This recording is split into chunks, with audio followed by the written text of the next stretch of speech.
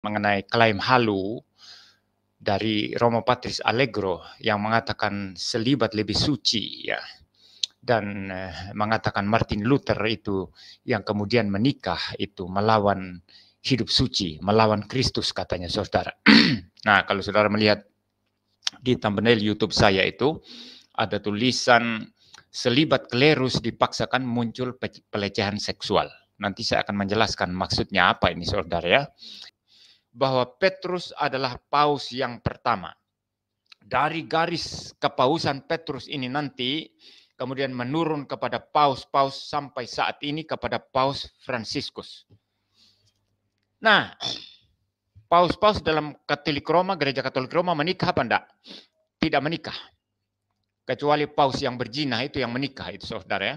Itu paus yang berzina sampai mati karena berzina, itu dia menikah. Tapi semua paus tidak menikah. Kenapa tidak menikah? Karena ada aturan dalam Gereja Katolik Roma yang namanya klerus, yang namanya rohaniawan, yang namanya imam, yang namanya pelayan full time di gereja itu tidak boleh menikah. Itu aturan. Itu sebabnya tidak ada pastor atau romo yang menikah. Itu sebabnya Patris Allegro ini tidak menikah. Ya, saya tidak heran mengapa kemudian terjadi banyak pelecehan seksual akibat aturan yang dipaksakan. Sekali lagi, ya, Anda jangan menyerang Protestan, menyerang Martin Luther, menyerang segala sesuatu. Selama kami, apa yang kami lakukan berdasarkan kepada ajaran Alkitab, karena kami prinsipnya adalah sola scriptura, Anda tidak bisa lawan kami. Dalam aspek apapun, you tidak bisa lawan kami. Silakan engkau teruskan, Patris Allegro. Serang terus Martin Luther, serang terus Protestan, dan saya akan attack balik, ya. Dan attack balik saya akan lebih menyakitkan telinga, yang akan menyebabkan boneka pencet mau itu menjadi kejang-kejang lalu memaki-maki saya di live chat ataupun di kolom-kolom komentar. Ya, silakan lanjutkan. Ya, engkau tidak mungkin bisa lawan kami. Karena kami hanya mau setia kepada Alkitab. Tidak ada aturannya klerus itu tidak menikah. Tidak ada ajaran Alkitab yang mengatakan bahwa tidak menikah atau selibat itu lebih suci. Itu omong kosong besar. Institusi pernikahan adalah institusi yang suci, yang didirikan langsung oleh Tuhan. Ya. Jelas? Ya, saudara, ya. Saya pikir saya sudah sangat jelas ini bicara. Saya pikir saya berhenti sampai di sini. Ini boneka pencet daripada romo-romo seperti Patris Allegro ini mulai kejang-kejang dan ngamuk-ngamuk di sini, saudara. Itu membuktikan bahwa mereka itu kejang-kejang di dalam kesesatan dan kesalahan mereka. Ya, apalagi? Saudara, enak aja engkau mengatakan orang menikah itu tidak suci, melawan Kristus. Luther menikah melawan Kristus. Lalu engkau menganggap selibat itu lebih suci. Faktanya apa? Dalam gerejamu ada banyak pelecehan seksual yang dilakukan oleh klerus yang selibat. Ini faktanya. Sekali lagi, di dalam gerejamu itu, hai Patris Allegro, banyak pelecehan seksual yang dilakukan oleh para klerus karena selibat. Mereka ternyata tidak bisa mempertahankan diri dalam keselibatan mereka. Kalau begitu mengapa dijadikan aturan? Tidak ada di dalam Alkitab itu aturan bahwa klerus rohaniawan, pelayan Tuhan full time itu tidak boleh menikah. Tidak ada itu aturannya. Bahkan Petrus yang kalian anggap secara salah kaprah sebagai paus yang pertama, Petrus itu menikah. Saya sudah buktikan tadi. Assalamualaikum warahmatullahi wabarakatuh. Berjumpa lagi dengan saya Dr. Akal, ya, di channel BAMTRI. Perseteruan antara Katolik dan Protestan semakin memanas, teman-teman, ya. Kalau kita lihat di medsos, perseteruan antara Romo Patris Allegro melawan Pendeta Muriwalianto Matalu yang mewakili Reform Protestan itu semakin sadis dan semakin panas. Saling hujat, saling maki disajikan oleh kedua tokoh agama ini, dan kali ini tema yang diangkat adalah mengenai hidup selibat. Jadi kita tahu MYM itu bisa membanggakan diri dari Romo Patris akan satu hal, yaitu dia menikah. Ya, dia menikah, sedangkan Romo Patris tidak menikah. Ini satu kemenangan nih, menurut pendeta MIM. Karena kalau yang lain mungkin Romo Patris bisa bacot. Kalau dia lebih suci, ya, dia punya pelayanan lebih ramai, lebih disukai oleh orang, ya boleh ngeklaim. Yang lain kamu boleh ngeklaim, karena itu penilaiannya subjektif. Tapi mengenai masalah pernikahan, ini memang Romo Patris harus mengakui bahwa MYM menang telak. MYM menang telak untuk hal ini, karena dia merasakan yang namanya pernikahan. Sedangkan Romo Patris enggak. Akan begitu. Jadi yang dibahas kali ini adalah mengenai hidup selibat, teman-teman. Mengenai hidup selibat. Apakah hidup selibat ini adalah pengajaran Yesus atau tidak? Apakah orang yang hidup selibat lebih suci daripada yang tidak hidup selibat? Selibat ini artinya tidak menikah, ya. Karena menurut Romo Patris, orang yang selibat itu pasti lebih suci, lebih benar dibandingkan dengan yang menikah. Nah, ini kan standarnya Katolik memang. Dan di sini orang-orang Katolik mengacu kepada pendiri dari gereja Protestan, yaitu Martin Luther, yang mereka bilang ya dari tesis-tesis yang dikeluarkan oleh teman-teman kita Katolik menyatakan bahwa Martin Luther ini sesat. Jadi kesesatan Martin Luther ini bukan hanya mengkritisi pengajaran Katolik, bukan saja mereformasi pengajaran Katolik, bukan saja menentang pengajaran Katolik, tapi juga menentang masalah pernikahan. Karena memang Martin Luther itu dari muda punya nafsu seks yang berlebihan. Ini dari testimoni orang-orang yang belajar bareng sama dia ya, yang satu pengajaran dengan Martin Luther. Dikatakan saat dia masih muda, Martin Luther itu memang punya kecenderungan seks yang berlebihan, sehingga terakhir dia memutuskan untuk menikah. Kan begitu, Martin Luther memutuskan menikah dengan Katharina von Bora, ya istri dia. Katharina sendiri dulunya adalah suster juga. Jadi mereka tuh sebenarnya sudah kinlok. Ya, yang satu jadi uskup, pastor, yang satu suster. Ya, jadi waktu dia pastor dan ini suster, mereka sudah kinlok. Bahkan dicurigai mungkin sudah melakukan hubungan sebenarnya. Ya, dulu sudah punya hubungan, baru mereka dua-dua meninggalkan Katolik, mendirikan ajaran sendiri, mereka nikah. Kan begitu. Itu rumor yang beredar. Oke, kita dengarkan dulu bagaimana tanggapan MIM ya mengenai pendiri agama dia diserang. Ya, diserang. Apa reaksi dari MIM? Kita dengarkan. Dan pagi hari ini saya akan membahas mengenai klaim halu dari Romo Patris Allegro yang mengatakan selibat lebih suci ya. Dan mengatakan Martin Luther itu yang kemudian menikah itu melawan hidup suci, melawan Kristus katanya saudara. Nah, kalau saudara melihat di thumbnail YouTube saya itu ada tulisan selibat klerus dipaksakan muncul pelecehan seksual. Nanti saya akan menjelaskan maksudnya apa ini saudara ya. Karena selibat itu menurut Alkitab itu adalah karunia saudara. Nah, kalau selibat dipaksakan itu akan sangat berbahaya saudara ya. Lalu kemudian di bawahnya itu saya ditulis itu menikah itu sakral dan suci ya. Itu yang kita bahas pagi ini saudara. Kita akan tampilkan video daripada Patris Allegro saudara yang menyerang Martin Luther saudara. Yang menikah ya, Martin Luther yang menikah dia serang sebagai melawan Kristus dan tidak hidup suci begitu ya saudara. Dan sekali lagi saya harus membuat disclaimer ya, bahwa dalam video-video saya entah yang membahas kebejatan paus maupun yang membahas tentang penyelewengan seksual oleh klerus atau romo-romo daripada Roma Katolik, intinya adalah bukan pelecehan seksual itu sendiri. Saya berulang-ulang mengatakan ini. Intinya bukan masalah pelecehan seksual, karena masalah pelecehan seksual itu ada di mana-mana. Anda bisa temukan di dalam agama manapun, bahkan pendeta-pendeta Protestan juga ada yang melakukan pelecehan seksual.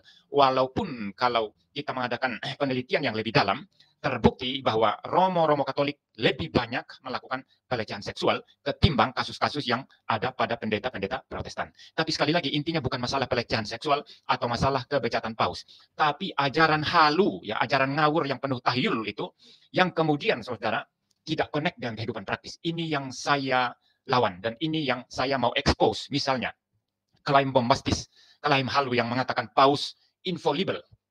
Saya sedang membuktikan bahwa paus itu manusia berdosa, dan saya memberikan contoh ekstrimnya pada Paus Yohanes yang ke-12 yang berzina seumur hidup dan mati karena berzina, dibunuh orang karena berzina.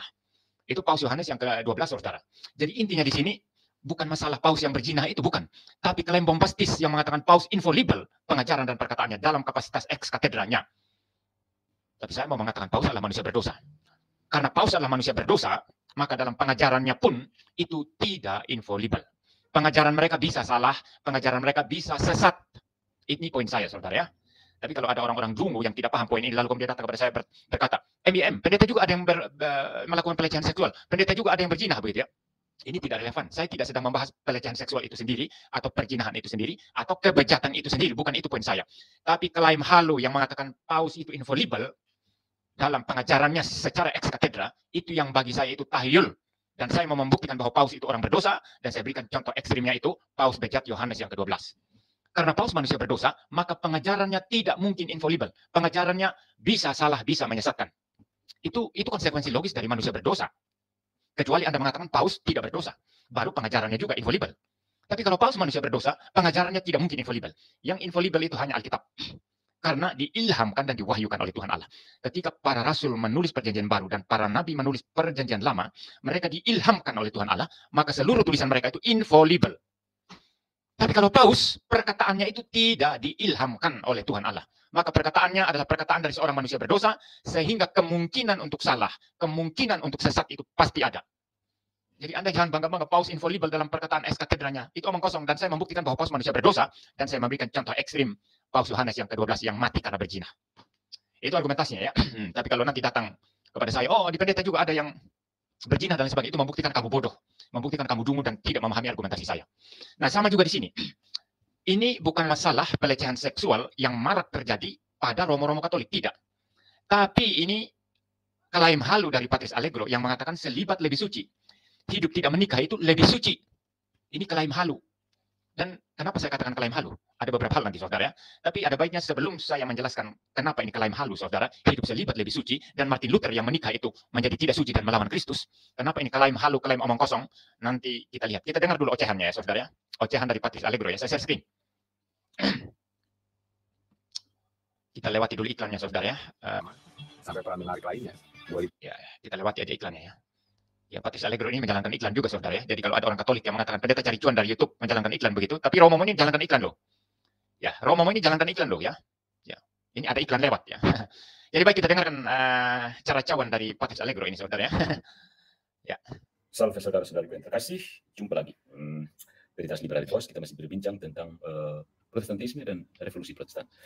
Ada seorang pastor bernama Muller, seorang imam redemptoris yang terpelajar dan heroik pada abad ke-19. Dalam bukunya Katolik Dogma, ada sebuah artikel tentang pemberontakan besar terhadap Kristus, dan dia menulis seperti ini, antara lain cuplikannya.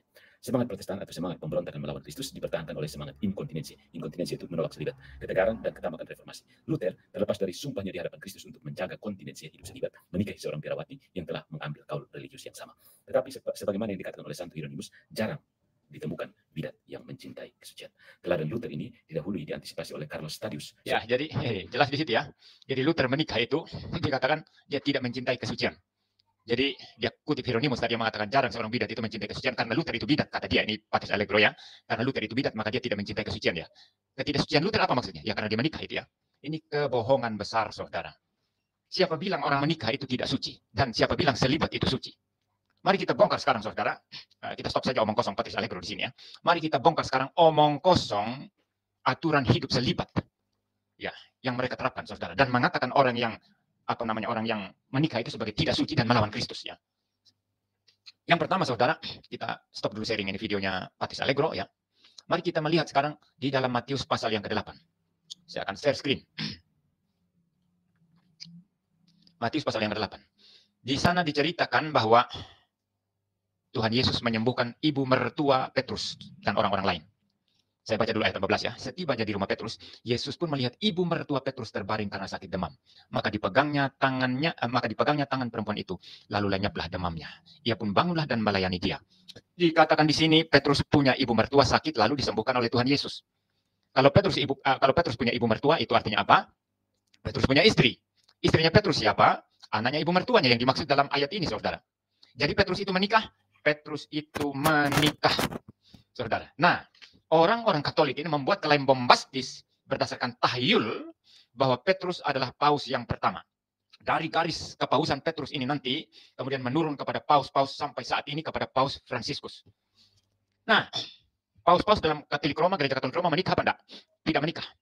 Kecuali paus yang berzina itu yang menikah, itu saudara ya. Itu paus yang berzina sampai mati karena berzina itu dia menikah. Tapi semua paus tidak menikah. Kenapa tidak menikah? Karena ada aturan dalam gereja Katolik Roma yang namanya klerus, yang namanya rohaniawan, yang namanya imam, yang namanya pelayan full time di gereja itu tidak boleh menikah. Itu aturan. Itu sebabnya tidak ada pastor atau romo yang menikah. Itu sebabnya Patris Allegro ini tidak menikah. Pertanyaan saya, pastor-pastor tidak menikah, paus tidak menikah. Tapi yang kalian anggap paus pertama itu menikah. Kalau menikah itu kurang suci dan hidup selibat seperti kalian, itu lebih suci, mengapa yang kalian anggap paus pertama yaitu Petrus itu punya istri? Ini pertanyaan penting, saudara. Apakah kamu mau berkata bahwa Petrus tidak suci hidupnya karena dia menikah? Apakah kamu mau berkata bahwa Petrus itu melawan Kristus karena dia menikah? Inilah klaim halu, saudara. Ketahyulan dari kepercayaan ini, saudara, bahwa hidup selibat itu lebih suci daripada orang yang menikah. Yang mereka anggap paus pertama yaitu Petrus itu menikah, saudara. Dan ketika dalam satu bagian Alkitab itu Rasul Paulus menulis ya, dia berkata begini,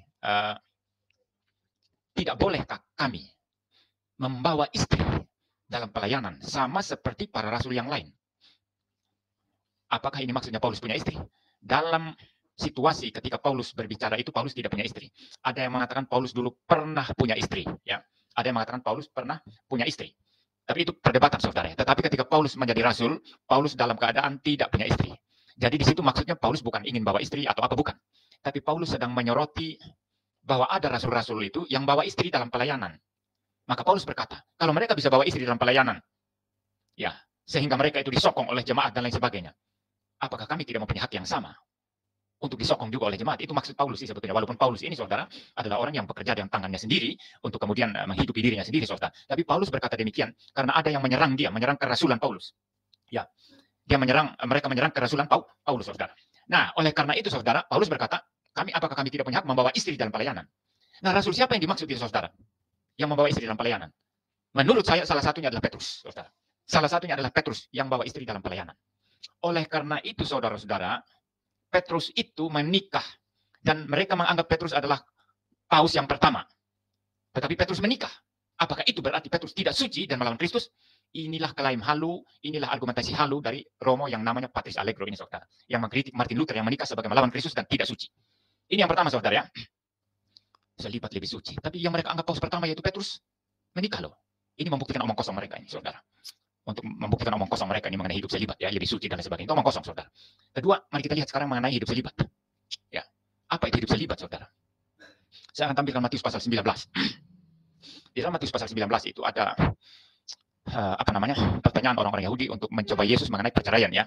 Dan Tuhan Yesus menegaskan kembali hukum pernikahan Kristen bahwa perceraian itu tidak diperbolehkan kecuali karena zina. Tetapi mereka berkata Musa itu memberikan surat cerai, ya, seperti itu, ya, saudara, ya. Musa memberikan surat cerai begitu, itu ada di bagian lain kalau saya tidak salah, tapi fokus kita bukan itu, saudara. Tapi memang yang terjadi di Israel pada zaman itu, saudara, orang agak bebas menceraikan istri dan banyak alasan, saudara. Itu sebabnya ketika orang-orang Farisi ini datang bertanya kepada Yesus, motif mereka sebetulnya itu mau mencobai dia. Tapi Tuhan Yesus merujuk kembali kepada hukum pernikahan Kristen, ya. Sebab itu seorang laki-laki akan meninggalkan ayahnya dan ibunya, bersatu dengan istrinya sehingga keduanya menjadi satu daging. Sehingga perceraian itu tidak bisa segampang yang kamu buat itu, ya. Kecuali karena zina, kata Tuhan Yesus. Tapi hari ini saya tidak sedang menjelaskan mengenai itu. Tapi ini menjadi konteks atau latar belakang kenapa muncul pembicaraan tentang hidup selibat di bawahnya nanti di ayat-ayat selanjutnya.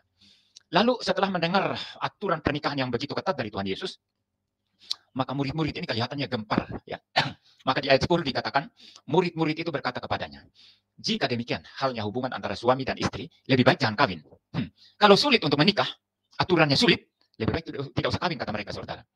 Tapi dalam pandangan Tuhan Yesus, mereka ini salah paham. Itu sebabnya dalam ayat 11 Tuhan Yesus berkata demikian.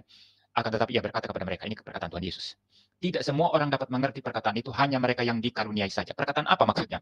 Yaitu tadi perkataan para murid, jika demikian halnya hubungan antara suami dan istri, lebih baik jangan kawin. Ada dua hal di sana.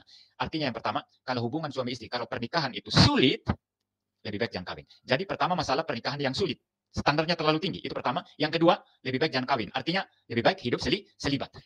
Nah, untuk kedua hal ini Tuhan Yesus berkata, tidak semua orang mengerti perkataan itu. Hanya yang dikaruniai saja. Artinya apa? Prinsip-prinsip pernikahan yang Tuhan Yesus sudah jelaskan sebelumnya di ayat-ayat sebelumnya bahwa tidak diizinkan perceraian kecuali karena zina. Karena pada mulanya Allah itu menciptakan laki-laki dan perempuan, ya. Sehingga keduanya itu bersatu lalu kemudian menjadi satu daging, ya, saudara, ya. Seorang laki-laki akan meninggalkan ayahnya dan ibunya dan bersatu dengan istrinya sehingga keduanya menjadi satu daging, saudara. Ini adalah sesuatu aturan yang ketat sekali. Untuk memahami ini butuh karunia Allah. Lalu kamu bilang mau selibat, itu pun butuh karunia Allah. Jadi tidak semua orang bisa paham itu, ya, termasuk orang-orang Farisi yang mencoba Yesus. Bahkan para murid ini tidak paham juga sehingga mereka menjadi gempar. Nah, saudara-saudara, dalam konteks ini, saudara, maka orang yang mau menikah atau orang yang mau hidup selibat itu harus betul-betul merasakan rahmat Allah. Ini prinsip penting, saudara. Rahmat Allah. Bukan diada-adakan, bukan dibuat-buat oleh institusi gereja. Dan penjelasan selanjutnya dari Tuhan Yesus mengenai orang yang selibat itu, saudara, di ayat yang ke-12.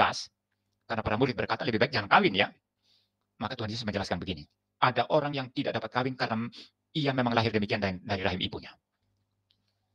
Kelihatannya ini memaksudkan bahwa ada orang yang karena kelemahan fisik bawaan sejak mereka lahir, maka mereka tidak dapat menikah. Orang yang lahir cacat dan lain sebagainya, mungkin secara seksual dia cacat, ya tidak bisa menikah, saudara.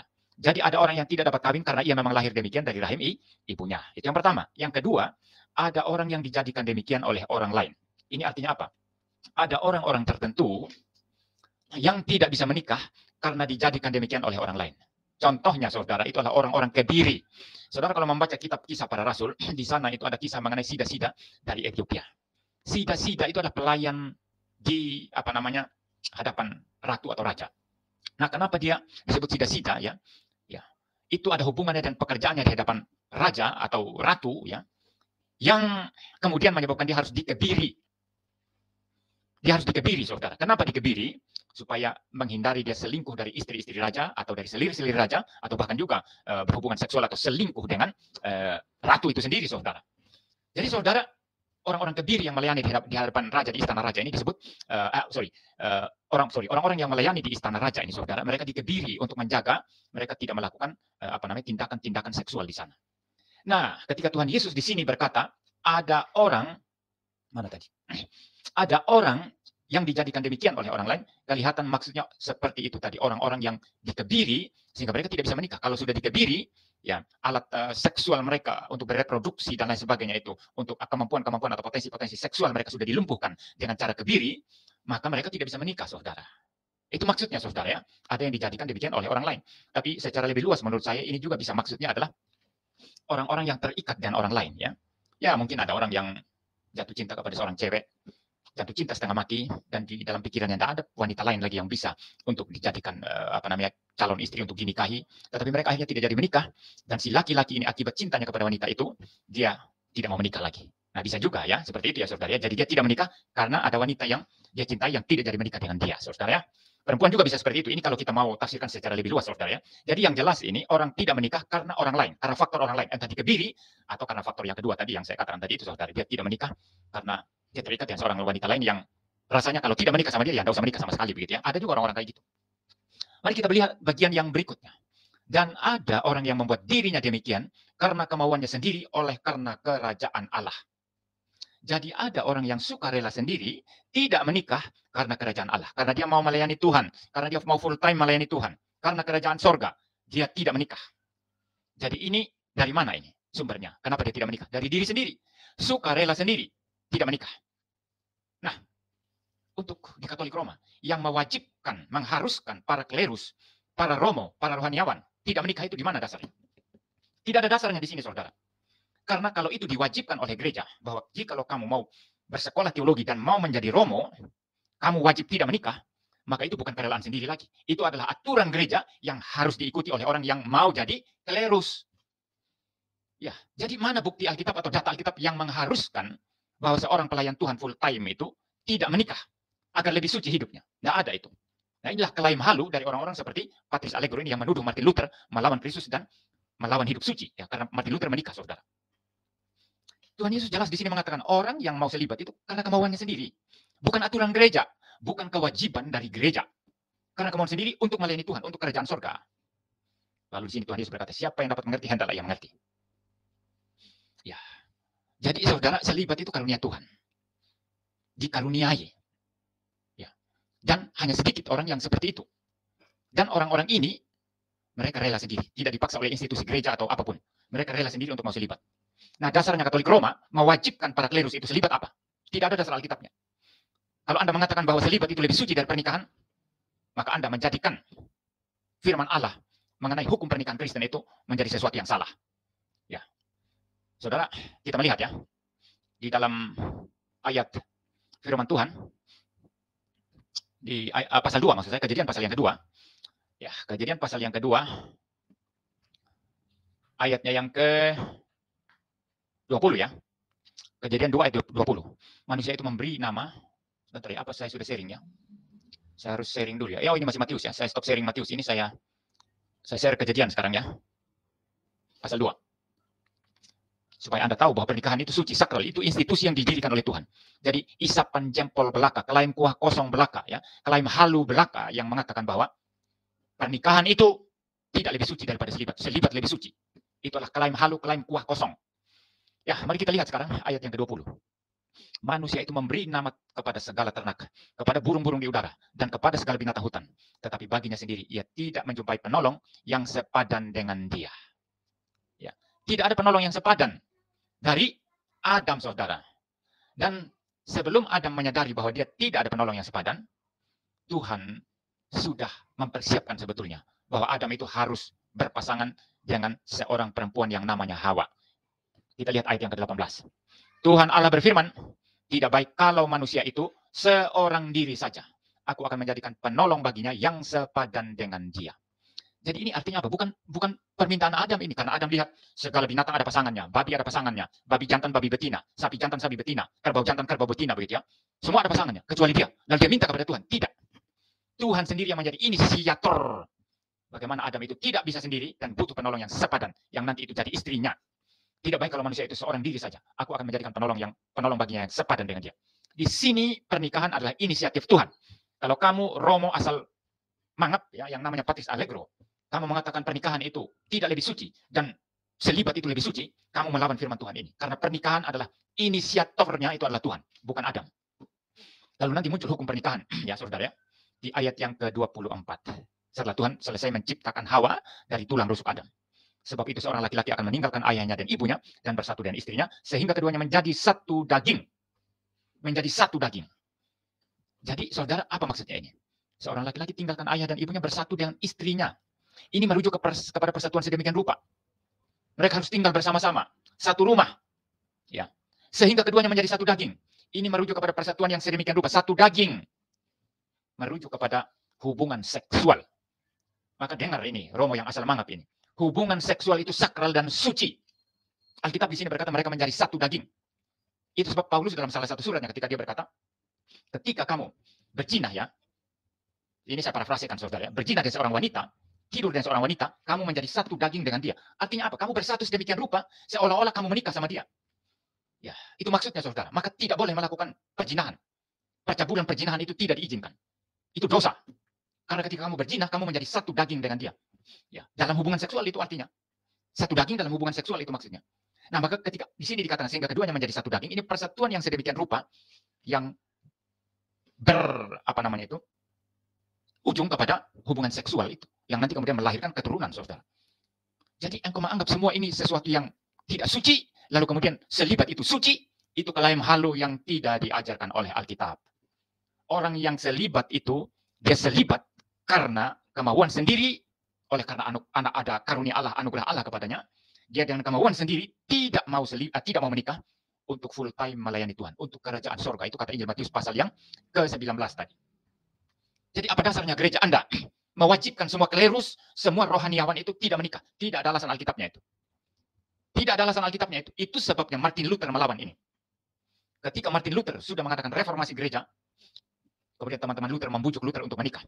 Tadinya memang Martin Luther tidak mau menikah. Karena bagi dia fokus di dalam mengerjakan reformasi gereja itu jauh lebih penting. Ya. Tapi kemudian saudara, teman-teman Luther itu kemudian membujuk Luther.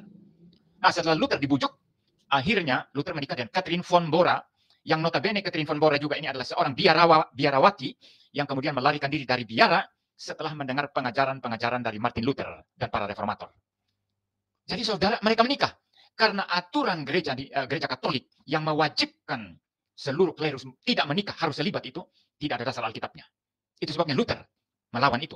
Jadi engkau menganggap seseorang yang mau setia kepada Alkitab bahwa menikah itu suci, lalu seorang klerus seperti Luther, Romo Martin Luther menikah, kamu anggap dia melawan Kristus, itulah klaim kuah kosong, klaim palsu kalian itu.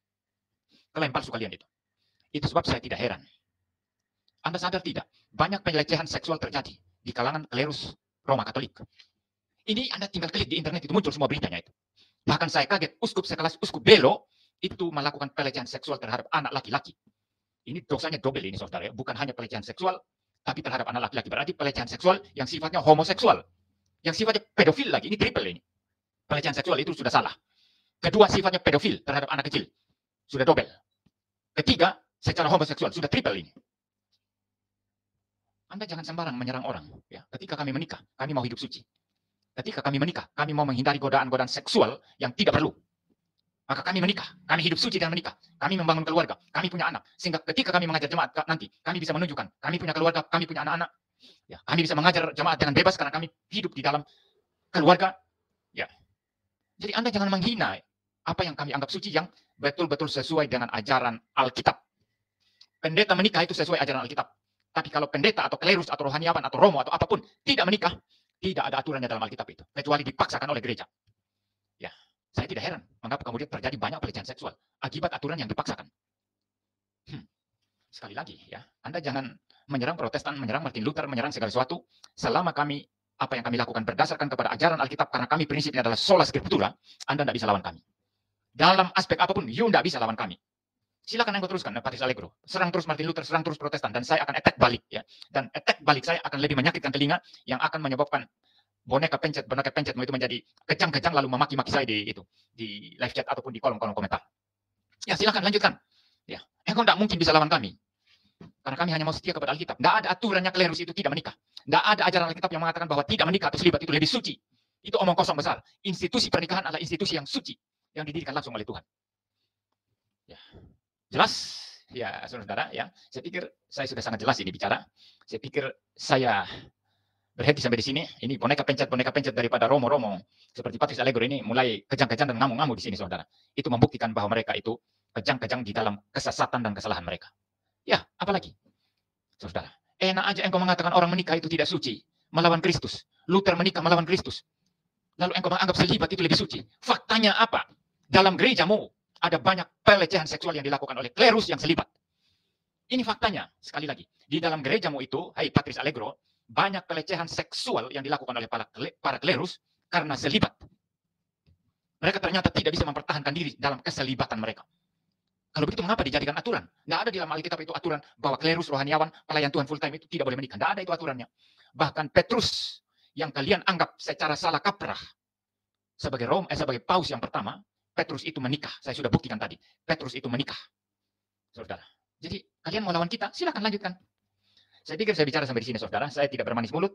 Saya selalu tegas, saya selalu terus terang, saya selalu strict terhadap pengajaran Alkitab. Ya, silakan romo-romo lanjutkan, ya.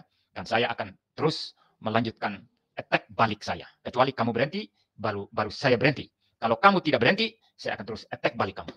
Itu aja. Ya. Saya sudah siapkan segala sesuatu, saudara ya. Ya. Jadi, Anda mau bikin apa, saya sudah siapkan ya. Ya, saya pikir itu, saudara. Tuhan memberkati kita sekalian. Video terbaru dari Paus nanti ya, pendeta atau Paus NBM, menanggapi video saya tentang para reformator yang melanggar kaul selibat mereka. Lalu dengan serampangan Pak NBM ini mengatakan bahwa menikah itu tidak suci. Jadi Martin Luther menjadi tidak suci karena menikah. Bukan itu maksudnya. Daftar yang saya sebutkan itu adalah orang-orang yang sudah berkaul, berjanji, bersumpah setia kepada Tuhan untuk hidup selibat, ternyata meninggalkan sumpah setia mereka untuk menikah. Jadi kesalahan mereka bukan pada menikah, tapi kesalahan mereka adalah tidak konsisten, ya. Tidak komitmen. Ya. Itu sama seperti orang yang sudah menikah, lalu dia pergi selingkuh. Seperti itu. Kesalahannya besar sekali. Ya. Bukan soal menikah, atau bukan soal selibat, tapi soal komitmen. Dan semua yang saya daftarkan di situ, Pak Pendeta tidak salah, mereka tidak komitmen dengan hidup selibat. Kau yang berjanji, kau yang mengingkari. Begitu maksudnya Pak Pendeta, jangan terlalu tipu-tipu itu. Nah, mari kita bahas pada kesempatan ini adalah khusus untuk Pak NBM ya. Coba bisa dijelaskan bagaimana kenapa Protestan bisa melanggar instruksi Paulus tentang pendeta yang menikah. Kalau Pak NBM menikah, coba pikirkan baik-baik.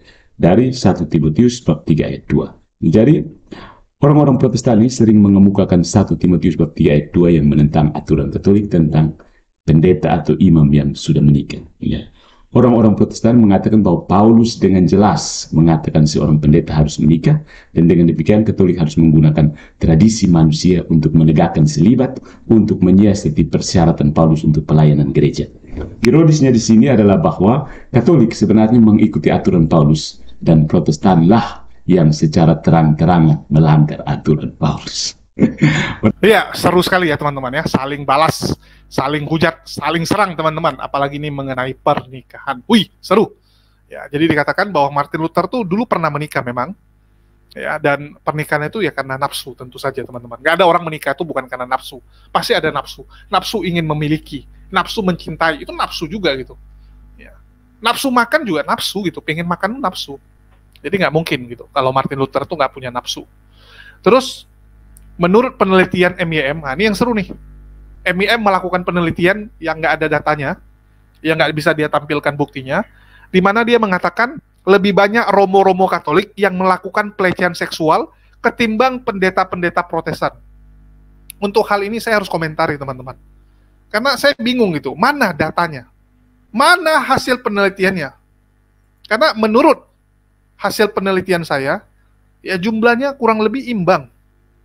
Kalau kita mengacu kepada jumlah pelecehan-pelecehan yang terjadi di negara kita. Ya kalau di luar kan datanya yang gede-gede aja. Kalau yang berita-berita kecil biasanya hanya di media-media lokal ya. Misalnya di Bolivia terjadi pelecehan oleh pendeta. Kan kita nggak tahu.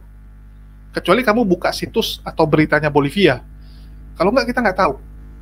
Ya, jadi mohon maaf, kalau ini saya harus luruskan. Kalau kamu mengacu kepada agama ini pertama kali berdiri, ya tentu saja Katolik lebih banyak. Karena Katolik lebih lama. Selisih 1.500 tahun, bayangkan. Ya, 1.200. Ya, 1.200 tahun kurang lebih. Kalau kita mengacu kepada Katolik 300-an, ya tahun 300-an berdiri. Tapi orang Katolik bilang, oh kami berdiri sudah lebih lama, ya itu masing-masing punya klaim lah ya. Karena menurut Katolik mereka itu pertama sekali berdiri sejak zaman Petrus. Kalau zaman Petrus artinya dari tahun 40-50-an sudah ada. Tapi faktanya kalau secara institusi Katolik Roma ya 300-an kan begitu. Nah, jadi mereka sudah duluan ada 1.200-an sampai 1.500 tahun daripada Protestan. Kalau dihitung ya pasti lebih banyak.